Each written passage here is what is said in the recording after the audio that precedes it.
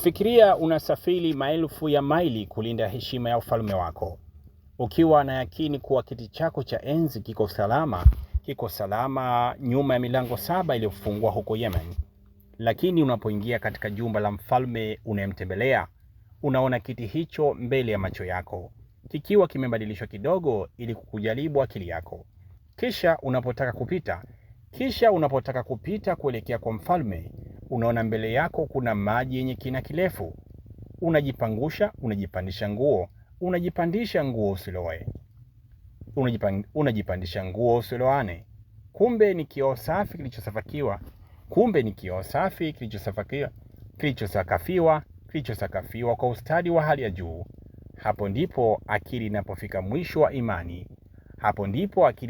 mwisho na imani inapoanza. Karibu katika Mwangaza wa Watu Wema. Leo tunahitimisha safari hii ya kusisimua muujiza wa kiti cha enzi, sakafu ya vioo na kukili kwa Malkia Balkis. Mimi ni Ustaz Khan na hii ni Mwangaza wa Watu Wema.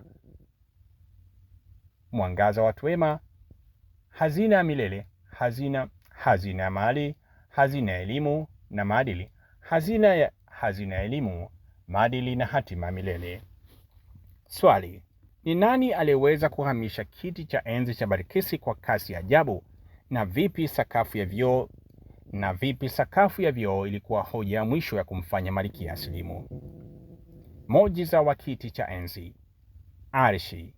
Kabla ya Balkis kufika, Nabii Suleiman alayhi salam alitaka kumwonyesha uwezo wa Allah mapema. Alitaka kumwonyesha uwezo ambao Allah amempa. Aliuliza, nani anaweza kuleta kiti cha enzi cha malkia huyo? Ifrit miongoni mwa majini alijitolea, lakini mtu mmoja alikuwa na elimu ya kitabu alifanya hivyo kwa haraka zaidi. Allah amesema katika surati An-Naml aya ya 40.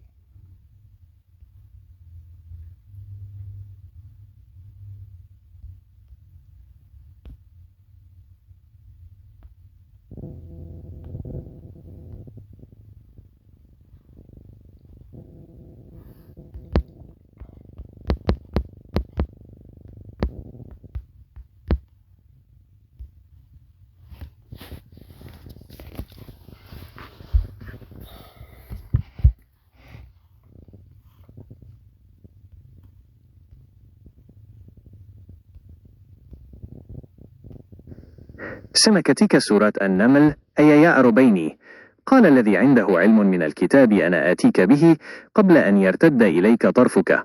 Tafsiri: akasema yule aliyekuwa na elimu ya kitabu, mimi nitakuletea kabla ya kupepesa jicho lako.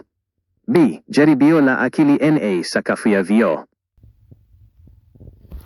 Akasema yule aliyekuwa na elimu ya kitabu, mimi nitakuletea kabla ya kupepesa jicho lako. Jaribio la akili na sakafu ya vioo. Balkis alipowasili alionyeshwa kiti chake kilichogeuzwa sura kidogo. Alijibu kwa busara, kama kwamba ndicho hicho. Baada ya hapo alialikwa kuingia katika jumba lililosakafiwa kwa vioo. Asarhi alidhani ni maji, akapandisha mavazi yake, lakini Suleiman akamwambia, hakika hili ni jumba lililosakafiwa kwa vioo. Nukuu ya mwanazuoni Al-Imamu Ibn Kathiri aliyekufa mwaka wa 774 Hijria anabainisha katika tafsiri ya Al-Qur'ani Al-Azim.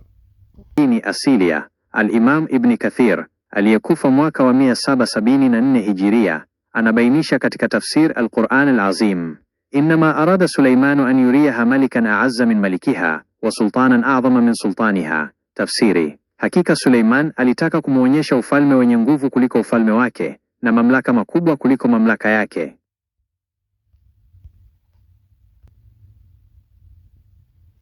Hakika Suleiman alitaka kumwonyesha ufalme wenye nguvu kuliko ufalme wake na mamlaka makubwa kuliko mamlaka yake. Kukili na kuslimu kwa Malkia. Baada ya kuona muujiza huu, Balkis alitambua kuwa uwezo wa Suleiman haukutokana na nguvu za kibinadamu, bali ni neema ya Allah. Haitangaza imani yake katika surati An-Naml aya 44 pale aliposema, النمل أي ياء بيني NANNE. ربي إني ظلمت نفسي وأسلمت مع سليمان لله رب العالمين. Tafsiri. Mola wangu, hakika mimi nimejidhulumu nafsi yangu. Sasa nasilimu pamoja Suleimani kwa ajili ya Allah, Mola wa walimwengu wote.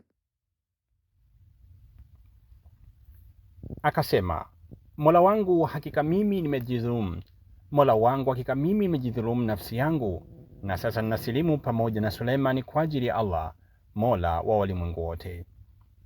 Hitimisho la kimantiki: data za Allah na ukweli wa namba. Kisa hiki kinatufundisha kuwa hata uwe na akili na utajiri kiasi gani, daima kuna data ya kiungu inayozidi upeo wako. Barkis alikuwa na namba kubwa ya askari na mali, lakini alisalimu amri mbele ya namba ya ukweli wa tauhidi. Mimi ni mchambuzi wenu Ustaz Khan, inawakumbusha kuwa katika maisha namba hazidanganyi, ni muda tu. Ukweli wa Allah ndio namba ya mwisho inayobaki imara wakati vioo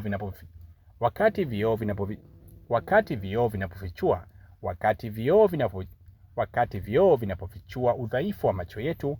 Barkis aliacha kuabudu jua na akaanza kumwabudu Mungu wa jua. Siri ya kuwa miongoni mwa watu wema ni kuwa na unyenyekevu wa kukiri ukweli unapouona bila kujali cheo chako. Ukweli wa Allah ndiyo namba ya mwisho inayobaki imara wakati vioo vinapofichua udhaifu wa macho yetu. Barkisi aliacha kuabudu jua na akaanza kumwabudu muumba wa jua na akaanza. Ukweli wa Allah ndiyo namba ya mwisho inayobaki imara wakati vioo vinapofichua udhaifu wa macho yetu.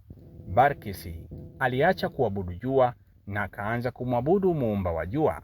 Siri ya kuwa miongoni mwa watu wema ni kuwa na unyenyekevu wa kukiri ukweli unapouona bila kujali cheo chako. Mpenzi mtazamaji wa Mwangaza wa Watu Wema, tumefika tamati ya kisa cha Malikia Barkis na Nabii Suleiman. Kwa wewe ambaye umekuwa nasi katika safari hii na ulisahau, tafadhali usisite kubonyeza kitufe cha subscribe na kengele ya taarifa ili uwe wa kwanza kupata data hizi za kipekee. Lakini je, unajua kuna kiumbe mwingine ambaye licha ya udogo wake anatajwa kuwa ni mjenzi stadi wa majumba ya udongo yenye mifumo ya kiyoyozi, na ambaye ana uwezo wa kukua, ana uwezo wa kula na miti, ana uwezo wa kula mbao na miti kwa siri kubwa, mpaka akafichua siri ya kifo cha mfalme?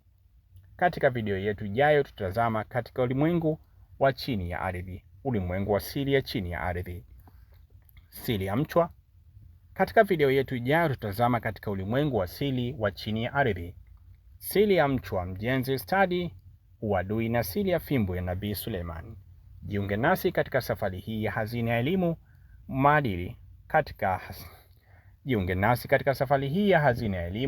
maadili na hatima milele. Mimi ni mtangazaji wako Ustaz Khan. Asante kwa nami. Mimi ni msimuliaji wako Ustaz Khan. Asante na kwaheri.